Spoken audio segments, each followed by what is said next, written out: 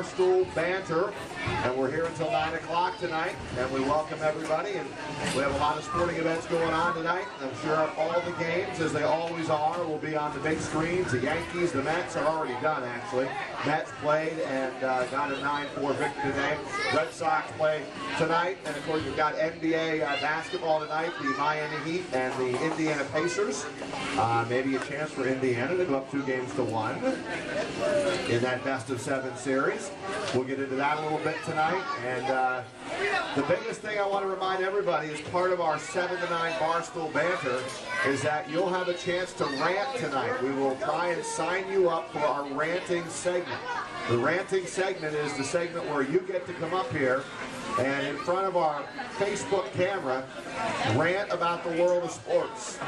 Short, sweet, to the point, and if the judges think you have the best rant of the night, you will win some very nice prizes.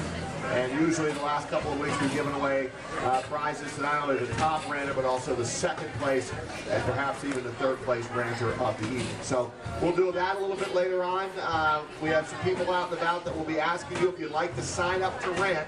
It can be about any topic that you want in the world of sports. So think about it. Who has you really upset? Anybody that you want to make a comment about, positive and or negative. And come on up and rant and have a chance to win some great prizes. Dominic DeFrucio, good evening to you, Don. Hey, Roger, how's it going? I'm good, buddy. What's going on? Not much. Here to do some ranting, some Barstool Banter, and we're here to support the CYU of Troy. Yes, we have big doings here tonight, folks, so we want to welcome to our Thursday night show. The Troy Cougars are in the house.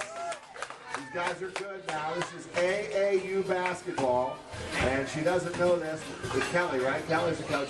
We want her to come up here in one of our segments after we go to a timeout to give us all the details about all these guys and how good they are.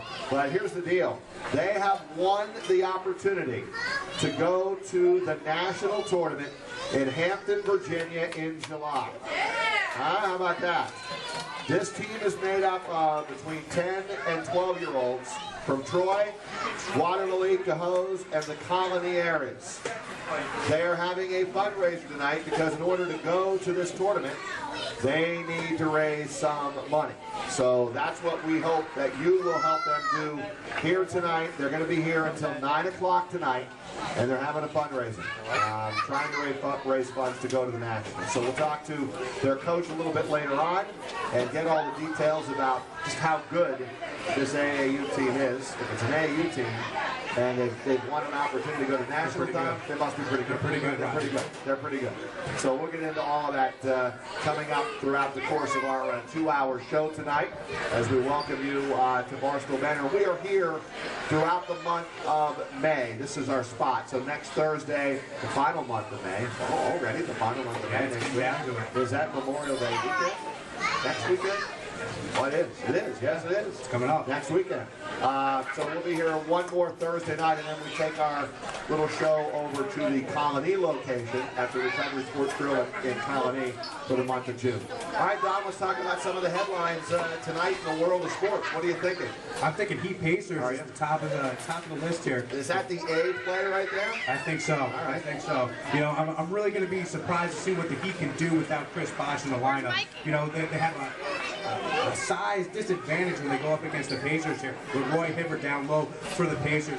What could happen with this team coming up, and what damage can they do down the road here, Roger? That's going to be the big question. I think the two keys tonight are going in is, can more than 2 players score more than 5 points on the roster for the Heat? Last game, only Dwayne Wade and LeBron James scored over 5 points. The rest of the team combined for 23 points. That's just not going to get done, Roger. You know what I think? I think Miami is going to win this series, but it's not going to be easy. I think Indiana's going to play tough. I think they'll be all wound up tonight, and let's see what Eric Spoelstra and the Miami Heat can do after losing game number 2. Can they come and win game 3? Kind of like the Boston Celtics were able to do after they lost the game 2 on their home court.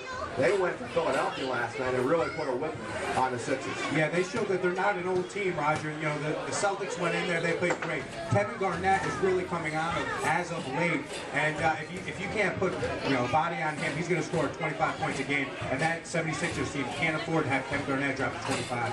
How many Ranger fans do we have in the house tonight? How many New Jersey Devil fans do we have in the house tonight? Don, this series is, and I see some hands being raised, this series is just destined to go 7. You know that New Jersey, or the Rangers can win in New Jersey, and it's 30 miles down the road. I don't think the home ice is all that big an advantage, unless it gets to a game 7, then you would give the advantage to the home team in a game 7. But this series is intense. Although, have you noticed? Not many fights. I was just going to say that. Not many fights, and you know why? No one wants to hurt their team by going to the penalty box, giving somebody else a power play opportunity.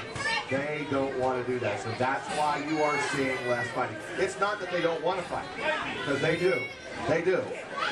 But I think that is the reason that we see less fighting so far in the first 2 games. I agree with you there. The way that they've been playing so far without the fighting, it's been very gritty. It's been a defensive battle on both sides. Both goaltenders, Marty Brodeur and Henrik Lundqvist, are both having great games between the pipes. You can't really knock that. And defense on both sides has been really the factor to this hockey team. All right, let's see. What other headlines do you have for us tonight, Tom? What are the headlines of the world of sports? Let's say the Mets did win today. They beat the Reds 9-4. They came from 4 runs down. They had a big 8th inning in this game. Ronnie Cedeno had a 3-run homer in that inning. David Wright was on base all 5 times today, so he continues to be on a tear. R.A. Dickey got the start today. Pitched okay, not great, but the Mets were able to have a big 8th inning. The bullpen got it done tonight. Frankie's always interesting out there, and Frank Francisco, but they were able to get a victory and split the 2-game series with the Cincinnati Reds. Yeah, true. And R.A. Dickey gave him 6 strong innings. It wasn't a great outing. You could see better. It was okay. And if you got Frankie Francisco closing at the end of the game, that's what the Mets need. If they can get out of the inning, with Frankie closing it, they're in good shape. All right, the Yankees have underway. By the way, the Yankees up on the big screen here. Phil Hughes tonight, and I'll make this prediction. Although somebody just hit a home run on Phil Hughes.